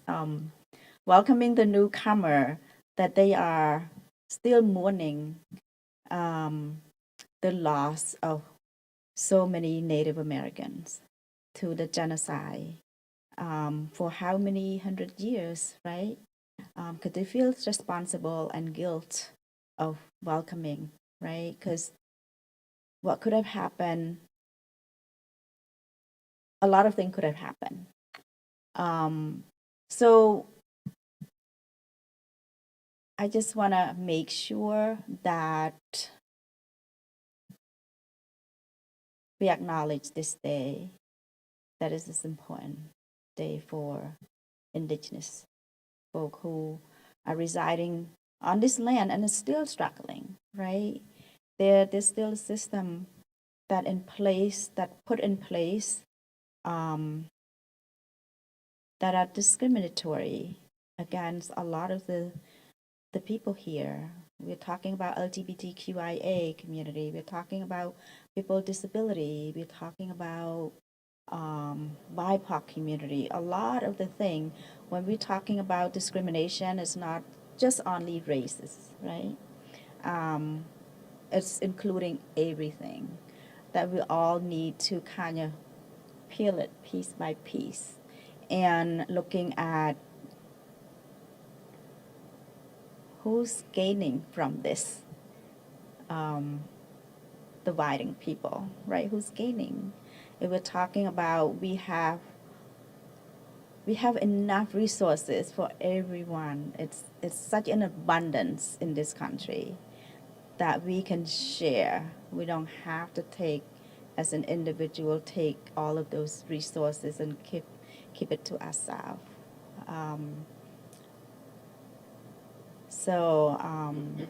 Yeah, it's a lesson learned for me, and I'm continuing learning, and I hope that I can teach the real history to the new generation, my kids and my grandkids, that everyone get those important history, that we're not going to repeat the same past history again. Thank you, Strong Oak, for offering this concept of reframing Indigenous Peoples Day to not just being about indigeneity, but looking at it from like the perspective of lineage. Because I think, especially like just thinking about my local community, and specifically thinking about, you know, the history of our historic Italian population, I think that that can offer a lot of healing for us if we start to look at it that way. I don't have any opinion or take on, you know, naming the day Columbus Day or Italian Heritage Day or anything like that. But what I can speak on is how how to me, as someone who is of Hispano-Moorish descent, to just give like a brief, what that means is some of my ancestors are Black and Indigenous, some of them are Semitic ancestry, but point blank, like the way that my family has kind of understood our history is that many of us were expelled from Europe, somewhat on like a religious basis, somewhat on like a racial basis. But a lot of that correlates and has a direct connection to the persecution that Italian Americans have faced here. When we really like unpack what that persecution was based on the proximity of Italian Americans to Jewish people, some of which were obviously Italian and Jewish, but you know, even if you weren't fully Jewish, you were perceived to have some sort of proximity to Jewish people or Black people or any other kind of African people. And when we think about, you know, when we keep that in the back of our mind, and then we talk about like how our local community has transformed from not just being majority Italian, but being, you know, including Latinx people and North Africans and, you know, people of just a variety of different colors, it doesn't make sense in my mind that like that, you know, if we're honoring Italian heritage and we're trying to honor what Italian Americans have gone through, especially locally, that we would choose to focus on someone who has one person who has upheld all of these, you know, problematic structures that ultimately persecuted and helped aid in the persecution of Italian Americans. We should be looking at that persecution, honoring, you know, that they have like gone through that and respecting that. But also looking at ourselves and self-reflecting and thinking about like, okay, but what does that look like today? Because, for example, in theory, like if I was an Italian American, I would be looking at like, okay, I am no longer persecuted in the same way that maybe my grandparents were, but that same anti-Semitism and that same Afrophobia, that same anti-Blackness, that was once a part of my lineage and harmed my family directly is still here. And like, where do I fit into that? So I think that could offer, this whole reframing can offer a whole lot of healing, especially for Revere. And I'd really like to see that regardless of what goes on with naming or not renaming the day. I just really want to see kind of like that shift in how we see each other and see more like people looking at different, like all of us, yes, we're all different. We all have different experiences, but at the end of the day, we are all united in wanting to heal and move past what was once separating all of us in this community.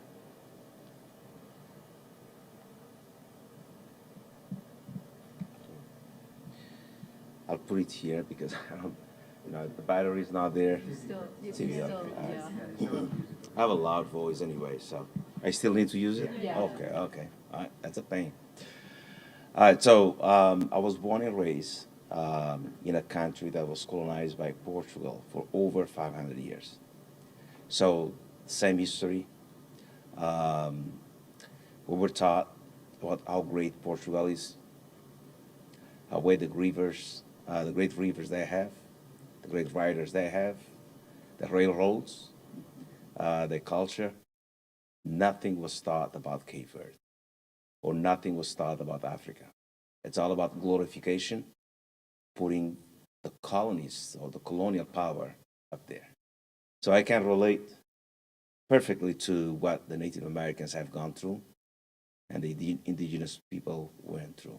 We were taught in school to memorize poems, the writers, etc., etc. That was the curriculum that I was exposed to. And I'm sure that many Native Americans and places where the colonial power exercise, they privilege and other types of things that they had did. I don't blame anybody for this, but the institutions that we have in our school, in our system, the higher ed, the schools by the very essence of their existence, they are vehicles of ideological,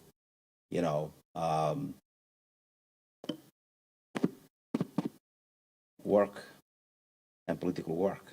That's the nature of the schools that we have. Whether you go to university, you go to public schools, that's the nature of it. And I can give you an example. You can go to the history, the curriculum that we have in our schools.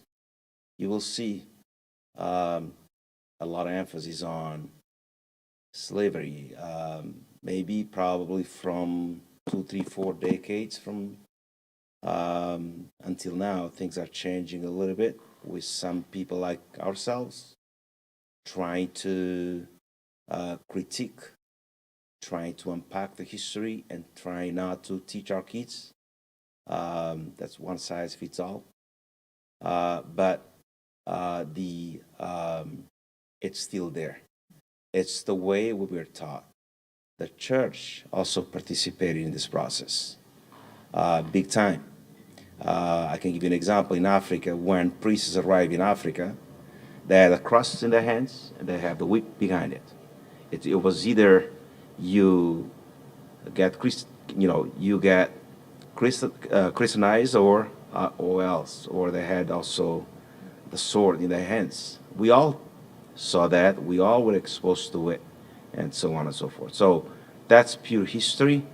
And here in this country, if you go back also, you will find traces of that through the Jim Crow law that was approved, the enslavement of African Americans, and the way they were used, and et cetera, et cetera. This history is full of those type of things. I think the confusion between Columbus Day and Italian Heritage Day. By the way, there's a strong movement right now of Italians pushing for the Columbus Day to be replaced with Indigenous Peoples Day. Just want to let you know that there's actually a petition right now in Massachusetts asking people, I can send you actually the link if you want to participate in it, to take a vote to make sure that it becomes a holiday throughout Massachusetts. Boston is a clear example that replaced Columbus Day with Indigenous People Day right here. So, and there are many municipalities, cities, towns that have decided to pick the day. The confusion that was created, it was created with some intentionality. Columbus was not a stupid man. He was a very bright man, very intelligent. And obviously, when he came here, in this country, when they came here, obviously, they created this divisiveness in the head of many Italians. Well, he's one of us. He came, he conquered. So they created this confusion that he's a great man. When in fact, and that has been here for many centuries. And it's very hard to disassociate the tree now from the forest. The tree is still part of the forest, but you can separate them. You may say, he came here, he did not even discover America, he found Americas. That's the difference between discover and found. He found the Americans, like Vasco da Gama, like found Cape Verde, or found the route to Indians and to the Indians, et cetera, et cetera. So we know that. So I think that's where the problem is, a cultural thing that we need to do. We have to work with our residents here in the city, try to unpack the history, and that starts with our school systems.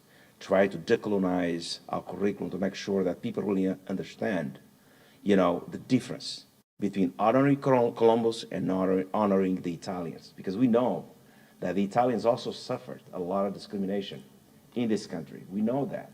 But the issue here is that you have to decide is whether we should celebrate both things on the same day. And my perspective, we should not. Because the reason I see it and why I say we should not is because of this lack of education that confuses Columbus Day with Italian Heritage Day. If you celebrate both things on the same day, as Caru just pointed out, is defeating the purpose of really recognizing the Indigenous People Day. You can still celebrate the Italian Heritage Month. Finding another day, the two things can coexist, but doing it on the same day, you create more confusion. It's like that validating what is basically taking place in our country and here. So it's just my perspective. It's something we should do some reflection about it. I'm not against, I'm all in favor. I have great Italian friends. I love Italy. I go, I visit. There's nothing to be confused here. We should not confuse Columbus with Italian people because they're loving people. By the way, the Italians, we have a lot of Italian priests in our country that came, they built barrage, they built fountains, they build tanks of water. They practice so many good things in our country in Cape Verde that actually some of them were given citizenship because of the work they have done. So they wonderful people, and they have great scientists, great painters, Michelangelo, all these great, but there's nothing to confuse here. Let's not confuse the men with those he confused to create divisiveness so that the day can be confused. That's all I want to say. Something that occurred to me that buttresses the need to separate the two. First place, Columbus Day is one of the, at the time it was put in, there were only 10 national holidays. You don't see, I mean, the government celebrating a day nationally for every single, group. And we don't have Italian Heritage Day. We don't have any of those days. To me, Columbus Day is celebrated as a 10th holiday, even looking at the time of it. I think it was around 1940 or somewhere in there. That was after all the indigenous people were assimilated and put into reservations and the residential boarding school system was in place. And I say this, national holiday makes this different because national holidays aren't based on an individual group of people's heritage. We don't have Irish, Italian, we don't have, it is a conquering holiday. It says correctly to indigenous people. I never ever linked it with Italians, I have to tell you. I linked it with Columbus the Conqueror, the reason that 90% of our people are gone.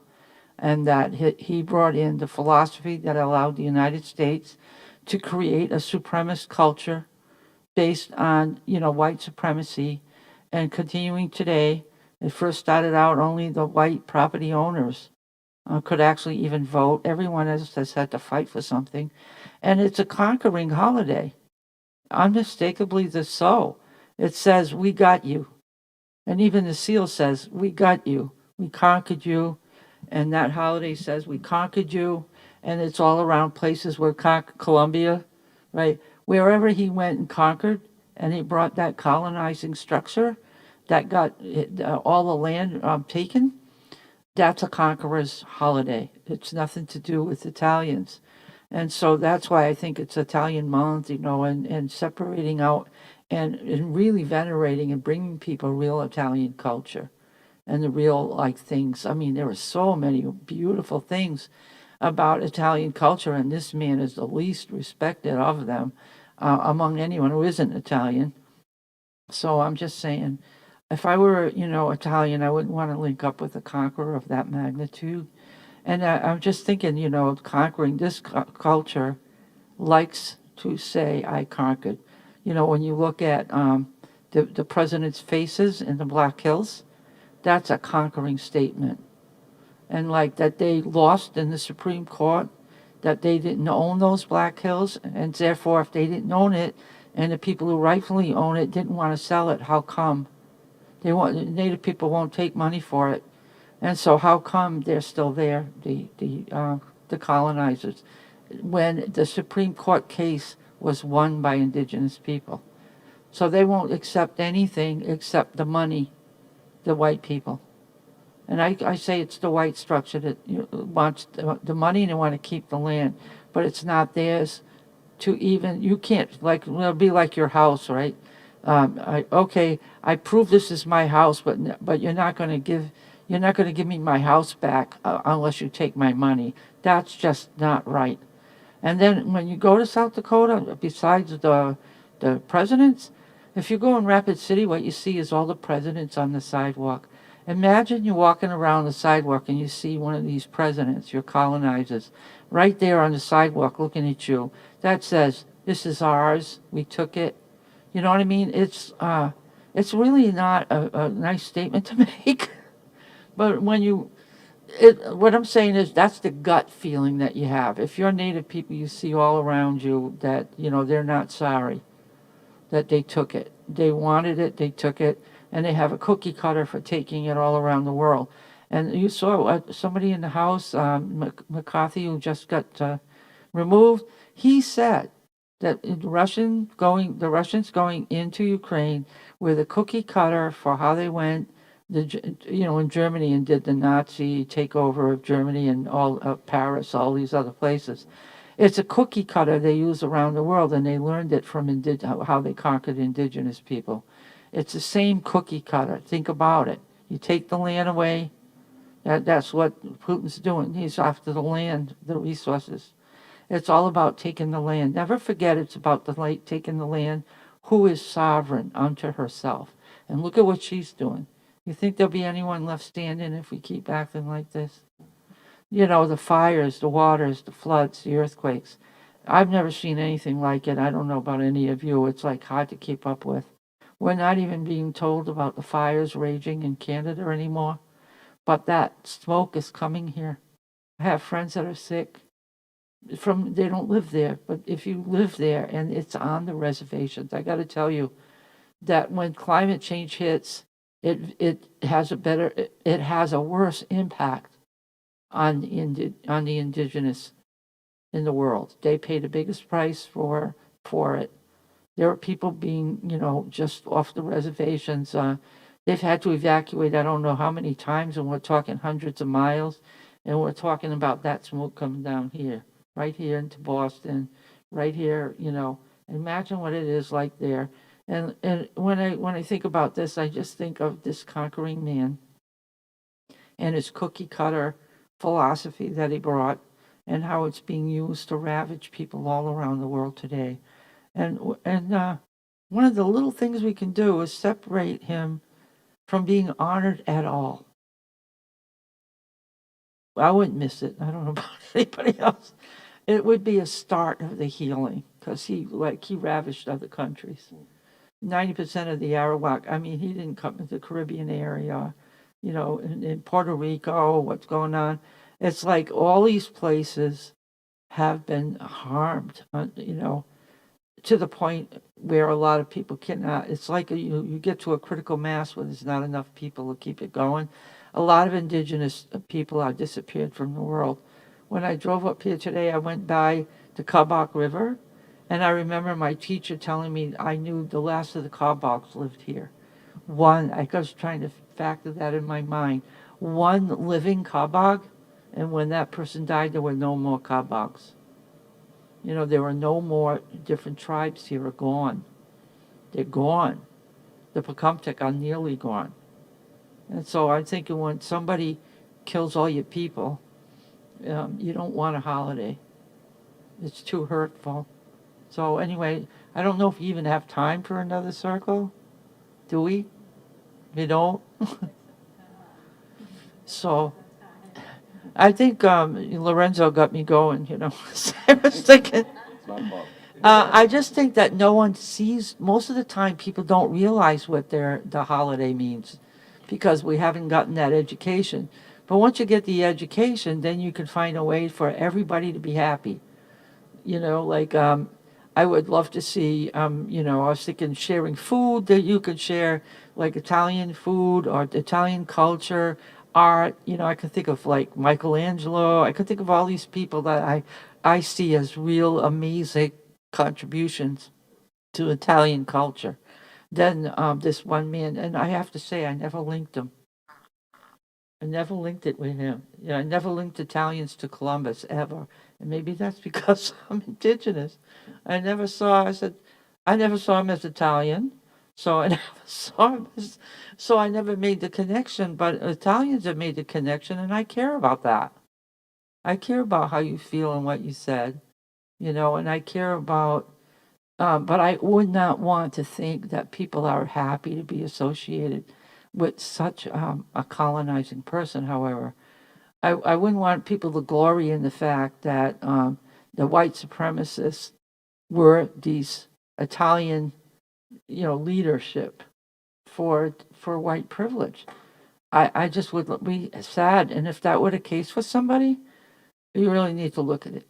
Look at, why would you want that? Because if it cuts you off from everyone, else. Really. So I don't know if this could be an ending place, but I wanted to say how appreciative I am to come here, and I'm hoping that some of you will make it. Every May we're going to have gatherings, and the last piece I wanted to say is the ancestors on both issues, both sides, both ancestors that on that land, the indigenous people were called to it because all the ancestors are there. Those who did the harm, those who genocided, and those who were genocided were all living on that same piece of land, and all of them want reconciliation on both sides. You feel it when you're on that land. And anyone who comes with that view that we can all heal, that land is alive and it heals and it calls people to it. And so I think that's what it is, because even our ancestors, they want the healing. They see the damage and they want the wholeness, and that's where we go, like the wholeness. And for everyone else who's come here, because, the big thing about the border, the fact of the matter is that New Mexico, Arizona, Southern California, the Louisiana Purchase, all this thing, these were other countries. Some people would think they were just going home, crossing the border, because it belonged to Mexico at one time. That again was taken. You know what I mean? There was a war for that. And the Louisiana Purchase was a purchase from the French. And you see a big French Bayou culture there and Acadian culture. But it's like all these lands, you have to think about what did this look like before the whole thing, right? It didn't look like this. The United States was a way smaller thing. And why do we call ourselves Americans when there is North America, Canada is America, South America, Central America, all these Americans? Why are the U.S. people see themselves as Americans? We're not. We're the U.S. citizens. It's like the Americas belong to all of these countries, right? So I guess that's a good place to close in this Human Rights Commission space. Talking about wanting to rename a holiday that's been a conquering presence. So thank you so much. Who does it go to? No, I just want to make one statement. I wish that we all sitting, around the circle today, it's emerging, all of us to work towards making sure that we have an Indigenous People Day recognized in the city of Revere. So I think time is overdue. One thing does not exclude the other. We still have the Italian heritage celebration. They also need to be recognized. But one thing that we should really ensure that we work towards, we've been talking about this, there's more education needs to take place, more conversation needs to take place. But I think time is overdue for the indigenous population, for their day, for them to have a day. President Biden made a proclamation of the Indigenous People Day in our country. It's a federal holiday, has been recognized. So I think at the local level, we should work with our people, politicians, to ensure that this day gets recognized, because it's certainly something that they deserve. We are sitting here talking, and we're sitting on an indigenous piece of land. So that's a statement I would like to make. I hope you all join me on this fight towards justice. I don't know. I'll go around. So Last words? Famous last words? Famous last words. I think all in all, it really does come down to the education system and what we're teaching our students in school. Like Strongo mentioned, Christopher Columbus did establish a system of generational oppression throughout the establishment of America, the independence of America, and even to this day. And ultimately, it was that same system that led to the prosecution of both Native Americans and Italian Americans.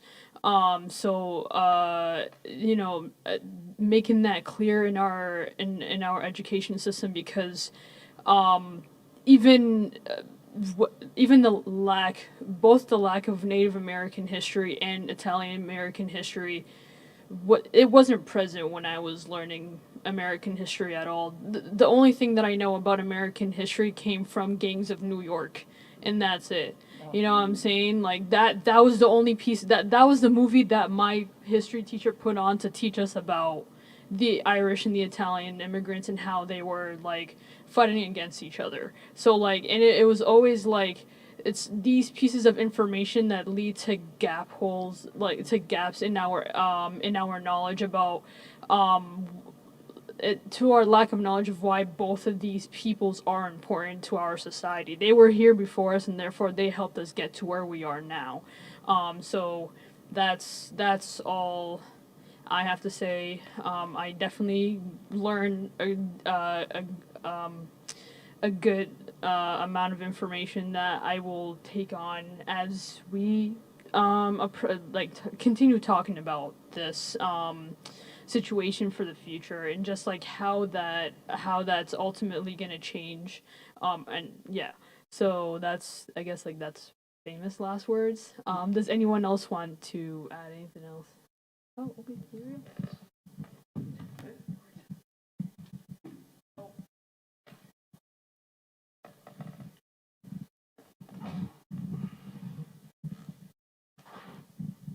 I just want to say thank you for the invitation, and I'm so glad this conversation is happening. Thank you. My last word is that it's time for us to do the right thing. Thank you. Thank you for having me. Thank you for this discussion today, for everyone that contributed and listened. And I just want to end with, I really hope that this discussion specifically centered around like the day, Columbus Day, opens the door for more discussions in the future, not just about the day and whether or not how we want to fit Italian heritage into, you know, the history of Revere, but also reanalyzing other stuff that we have normalized for too long in this city.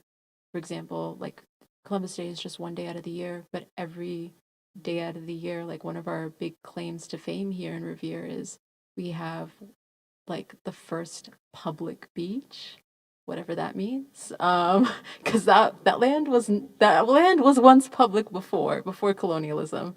So I don't know. I really hope that this opens the door for more discussions like that, that will hopefully incorporate what I just mentioned. And I'm just really happy and honored to be here. So thank you. Each one of us should be an agent of change.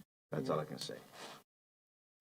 And till our eyes meet again, may all our dreams be peaceful and visualizing a world where we're all like at one, and that we all live like in respect for each other. So with that, I would just like to close the circle and honor all of your words, and those words will go on, and may we be in love and compassion with each other. Aho. And thank you in my language, Uliuni. Before Strongo just close out the circle, but before we close out the meeting, I would just like to, on behalf of the entirety of the HRC, I just want to thank you, Strongo, again, for taking the time to come down here to Revere and just giving us an experience that we don't typically get. Especially for someone like myself, circles, we don't talk about circles in the world of STEM, so definitely it's something that we could definitely integrate in my career path. But it also, I think in a very spiritual level, gave us a very peace of mind. I really feel calm. I feel much more calmer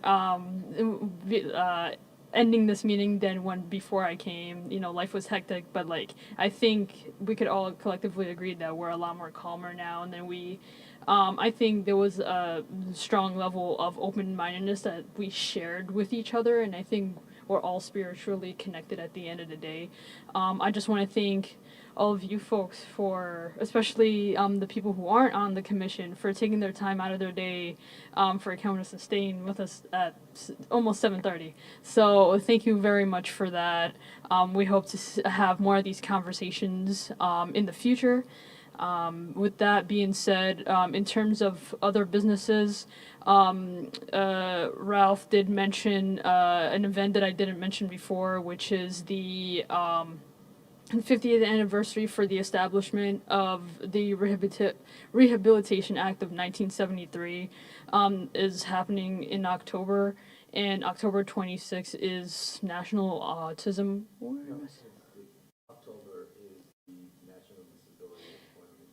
National Disability Employment Day, I guess. So this is something that wasn't on the events calendar. So said either me or Paula will add that to the calendar.